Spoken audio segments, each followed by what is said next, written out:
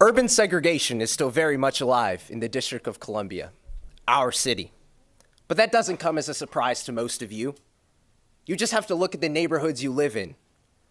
Look at the venues you frequent. Look at your social circles. Look at our schools.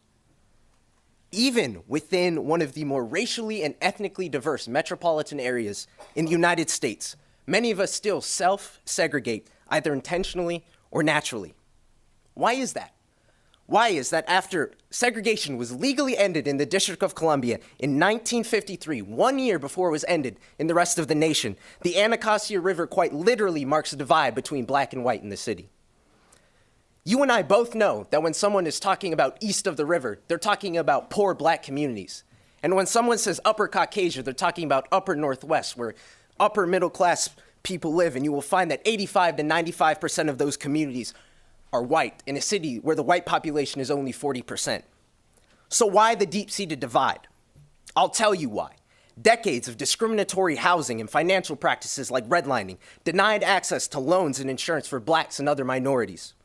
Decades of law and order, war on drugs, and tough on crime, scare tactics, dog whistle politics, and law enforcement policies have jostled white America into thinking that black and brown Americans are to be feared and avoided, prompting white flight from our urban centers and our public schools. And now, through the process of so-called economic revitalization known as gentrification, minorities are being pushed out of their historic urban communities into segregated Maryland and Virginia suburbs. Kingman Park, Benning Road, Minnesota Avenue, and so many other DC communities are experiencing the mixed bag that is gentrification, including the fearful and antagonistic response of black and Latino residents at the arrival of whites in their neighborhood. The phenomenon of urban segregation is incredible. We know that segregated schools create a discrepancy wherein majority white schools in urban settings consistently outperform and out-resource majority minority schools.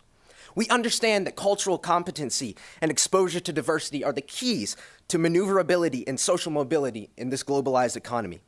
And we know that segregation only fuels the forces of disunity that seek to tear our city and our nation apart.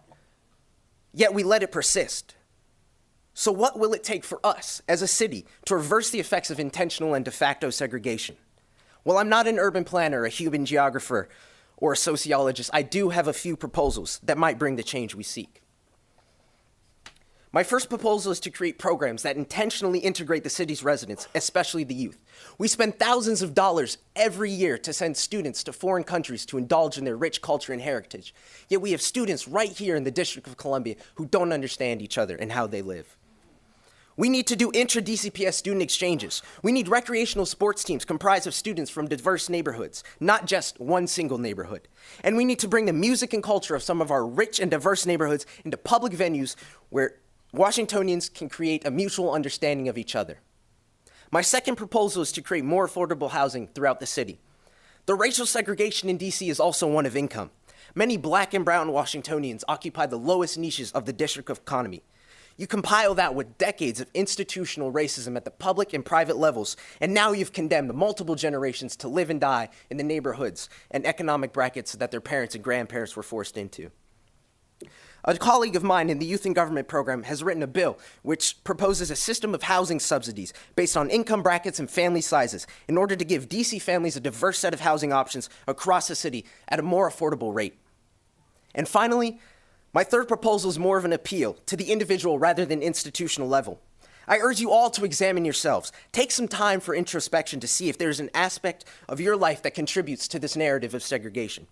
You may feel that you are a victim of segregation and discrimination, or you may not. But either way, what are you doing to fight against the system? What are you doing to raise awareness about it? And what are you doing to rise above it? Don't assume that the minorities moving into your neighborhood means that your neighborhood is on the decline. And don't assume that the white family moving into your neighborhood means that rapid and vicious gentrification will soon overtake your community. Take the time to get to know and to understand people. We ask politicians to reach across the political aisle in order to make change at the institutional level. But what are we doing? Are we reaching across the river? We need to examine our mindsets and eliminate the explicit and implicit biases that we each harbor. And together, this collective action will break the barriers of oppression and discrimination and transform Washington into a more integrated, inclusive, and tolerant city. I thank you for your time.